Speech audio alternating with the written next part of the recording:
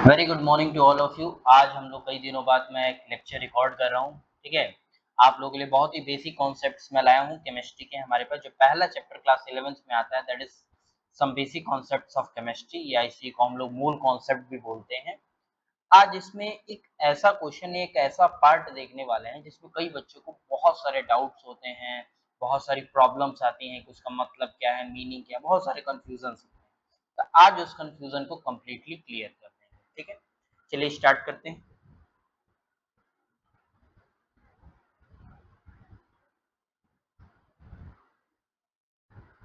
Mole concept.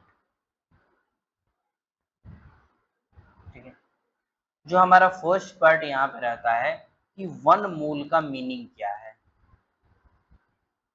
ठीक है, ऊपर जैसे आपका टॉपिक ही दिख रहा है मोल कॉन्सेप्ट, तो वहां पे जो पहला क्वेश्चन यही उठता है कि वन मोल से हम क्या समझ सकते हैं, वन मोल का मीनिंग क्या होता है। ठीक है, चाहिए देखते हैं। अगर हम मार्केट जाते हैं और हमने कहा कि मेरे पास एक दर्जन जो है मैं बनाना मुझे खरीदना है, एक दर्जन। तो अगर मैं जो भी शॉप के पास जाऊंगा या जो भी ठेले पे जाऊंगा वहां पे, अगर मैंने उससे बोल दिया कि मुझे एक दर्जन बनाना दीजिए, तो वो हमें कितने पीस देगा। आई होप सभी के पास इसका आंसर होगा, काफी इजी है। दैट इज 12 पीसेस, 12 पीस इसके पास होगा। ये कैसे पता चला? ये सबके दिमाग में क्लियर है कॉन्सेप्ट कि हाँ भैया एक दर्जन है तो 12 पीस की ही बात कर रहा है, एक दर्जन मैंने बोल दिया तो 12 पीस ही उसके अंदर होने चाहिए। अगर कोई कहता है कि एक पेयर हम किसी चीज का ले रहे हैं, चाहे जूते का, चाहे चप्पल का, या किसी भी चीज का पेयर की बात करते हैं, तो वहां पे दो पीसेस की बात हो रही होती है। कपल वगैरह भी पेयर में ही आते हैं, तो वो भी क्या होता है, दो पीसेस में ही रहता है। ठीक है, तो एक दर्जन जैसे हमारे पास क्लियर है कि उसके अंदर 12 पीस आएंगे, एक पेयर का भी हमारे दिमाग में क्लियर है कि उसके अंदर दो पीस आएंगे। सेम वैसे ही मोल का रहता है। अगर हमने ये बोल दिया कि हमारे पास एक मोल है कोई भी चीज, तो इसका मतलब इतने पीसेस होने चाहिए।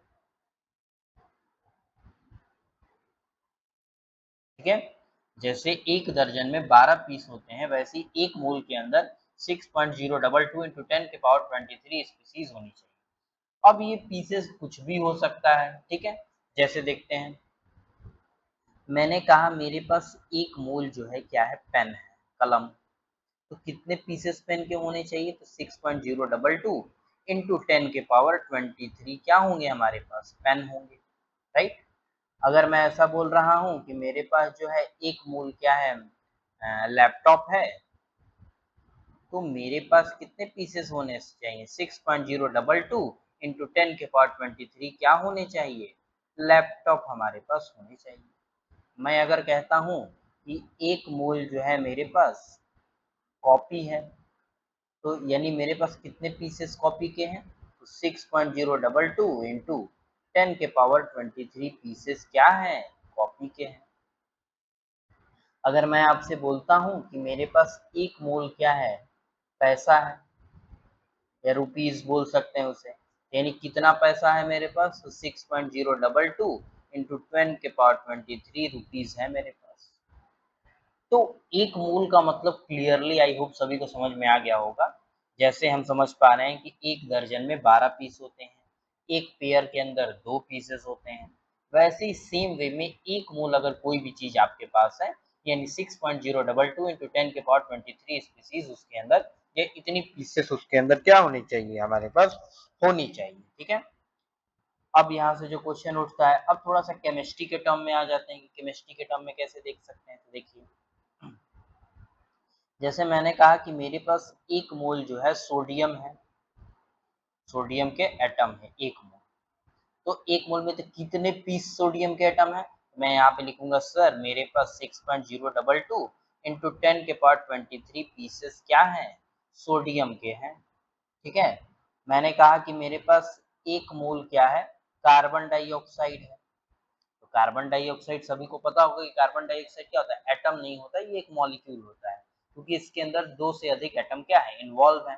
तो एक मोल अगर कार्बन डाइऑक्साइड मॉलिक्यूल है, यानी 6.022 इंटू 10⁻23 पीसेस क्या है हमारे पास, कार्बन डाइऑक्साइड के होने चाहिए। वैसे ही मैं कहूंगा कि मेरे पास क्या है, एक मोल अगर नाइट्रोजन गैस है, तो कितने पीसेस नाइट्रोजन गैस के हैं, तो 6.022 इंटू 10 के पावर 23 पीसेस क्या है, नाइट्रोजन हमारे पास गैस के हैं। ठीक है, तो इस तरीके से हम एक मोल का मतलब समझ सकते हैं। केमिस्ट्री के टर्म में भी मैंने थोड़ा सा आप लोग को आइडिया दे दिया कि एक मोल का मतलब क्या है। ठीक है, कोई भी चीज अगर एक मोल दिया है यानी उतने पीसेस वो होने चाहिए। ठीक है, अब ऐसे यहाँ से कुछ और बेसिक यूनिटरी मेथड के द्वारा चीजें पूछी जा सकती हैं। जैसे अगर एक मोल हमारे पास क्या है, N2O गैस है, तो कितने पीसेस होंगे, तो 6.022 इंटू 10 के पावर 23 पीसेस क्या होंगे, N2O जो होंगे गैस होंगे। ठीक है, अगर मैं ये कहता हूँ कि मेरे पास 4 मोल हैं N2O के, तो कितने पीसेस होंगे, तो हम यहाँ पे बोलेंगे सर एक मोल के लिए इतना है, तो 4 के लिए क्या होगा, 4 से मल्टीप्लाई करना पड़ेगा। 4 इंटू 6.022 इंटू 10 के पावर 23 पीसेस हैं किस चीज के, N2O गैस के। ठीक है, अब इसी में एटम्स और मॉलिक्यूल्स की थोड़ा सा बात कर लेते हैं। ठीक है, जैसे अगर मैंने कहा कि मेरे पास एक मोल कार्बन डाइऑक्साइड है, ठीक है, तो इसके अंदर कितने कार्बन डाइऑक्साइड है, तो 6.022 इंटू 10 के पावर 23 पीसेस हैं किस चीज के, तो कार्बन डाइऑक्साइड के। यहाँ पे ध्यान रखिएगा 1 से मल्टीप्लाई है, क्योंकि एक पीस है तो 1 से मल्टीप्लाई होगा।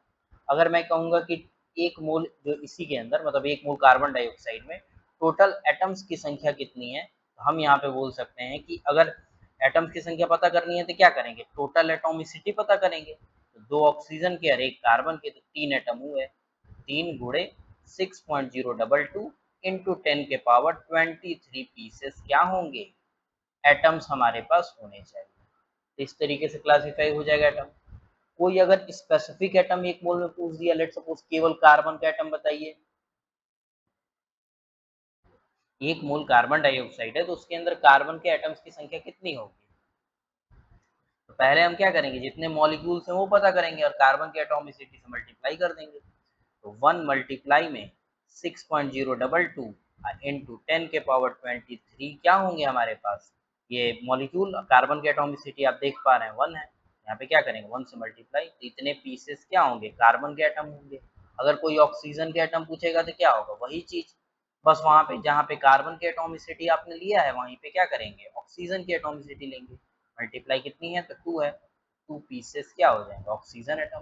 ठीक है, बस इसी तरीके से सिंप्लीफाई करके हम बहुत सारी चीजें फाइंड आउट कर सकते हैं। आई होप ये लेक्चर आप सभी को पसंद आया होगा, अच्छा लगा हो तो प्लीज इस चैनल पे विजिट करें, शेयर करें अपने फ्रेंड्स के साथ, दोस्तों के साथ। कोई भी डाउट आता है प्लीज कमेंट सेक्शन में मेंशन कीजिए, जो भी डाउट्स आएगा हम आपको डाउट्स को क्लियर करेंगे। ठीक है, thank you everyone for watching, thank you.